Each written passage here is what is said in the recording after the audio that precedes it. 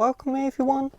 In order to set up and activate the S23 Ultra, we first of all will be brought to the Hello screen, and if you have any accessibility needs, just tap on the accessibility button here, and then you can change the accessibility settings right away.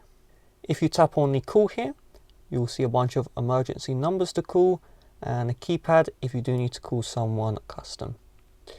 So let's tap on the blue button here.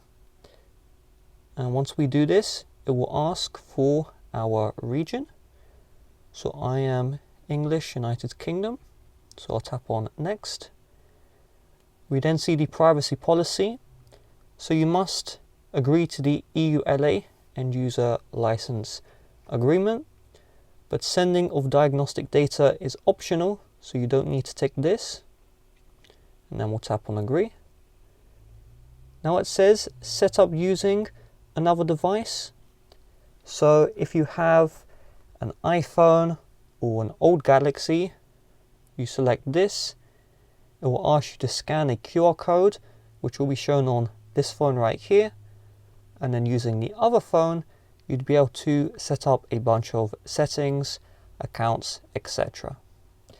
I'm going to skip this, but I will have a dedicated video on this on the channel and in the description. It's going to ask for the Wi-Fi network. If you've already inserted a SIM card, you don't have to connect to a Wi-Fi network at all. And I have inserted a SIM card, so I'm going to tap on skip personally. If you have not inserted a SIM card and you don't connect to Wi-Fi, then you won't be able to set up your Google account or your Samsung account, and setting both of those up is required to download apps and to use payment, so it is definitely recommended that you connect to the Wi-Fi or use your SIM card. So now it's going to get the phone ready with the region and all the settings I applied. It now says here, copy apps and data. Do note, if you do plan on using this, you do need to have either a USB Type-C to USB Type-C cable, which is included in the S23 Ultra box if you're trying to transfer from a old Android. But if you're trying to transfer from an iPhone, you will need a USB-C to Lightning cable, so you may need to buy one of those because I don't think many people will have those. I have a separate tutorial on copying apps and data from all devices, so I'm going to tap on don't copy. There we go. So you just need to enter in your Google information here. If you don't have a Google account, you can always tap on create account and then follow the on-screen instructions. If you do not sign in to a Google account, then the Google services for the most part will not work, and Google services are definitely recommended. So I'm going to enter in my info here. Once you've signed in, we need to agree to terms of use, and then your Google account should be added to your Samsung. It's now going to ask which Google services you would like to use. Me personally, I turn off backing up to Google Drive. I just don't want to use up my Google Drive storage. I allow location because you really need the location to be allowed. But I turn off allow scanning because this allows Google to scan for Wi-Fi and Bluetooth networks when Wi-Fi and Bluetooth is off, which I don't think they need to do. I turn off send diagnostic and usage data because it's not required, doesn't affect anything, just uses up the battery. And then I'm going to tap on accept here. Choose your search engine. There's been this AI development and Bing now has AI built into it, whatever that means. I still use Google. We then have protect your phone. So we have the face recognition, fingerprint, PIN, password and pattern. So let's just select a fingerprint and we'll continue. And it wants us to set another security measure. So I'm going to do the pattern, and now let's get to work. So this is under display fingerprint sensor.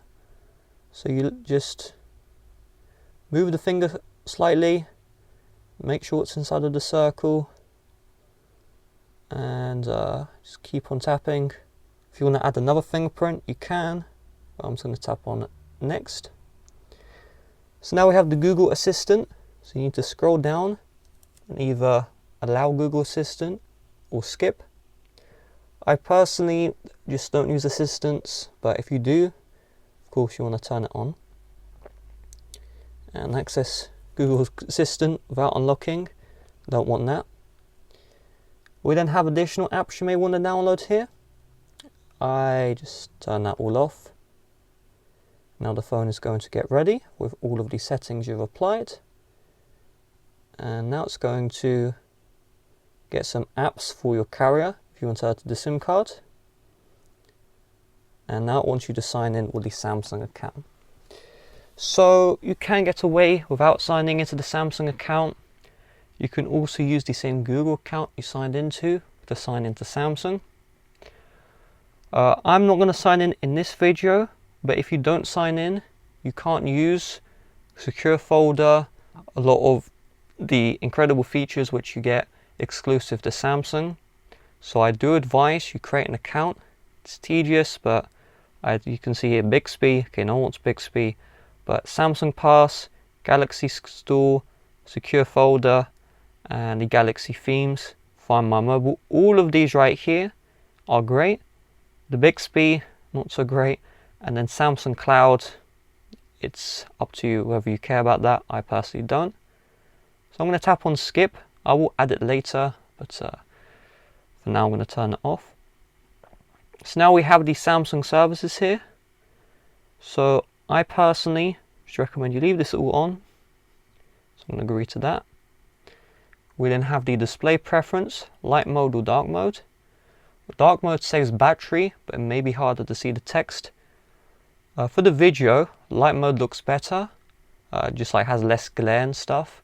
But I usually have dark mode on 24/7. And now I can tap on finish. And we have successfully set up and activated our Galaxy S23 Ultra. With that being said, if you would like to help support the channel, please do check the description on how to do so. Bye bye.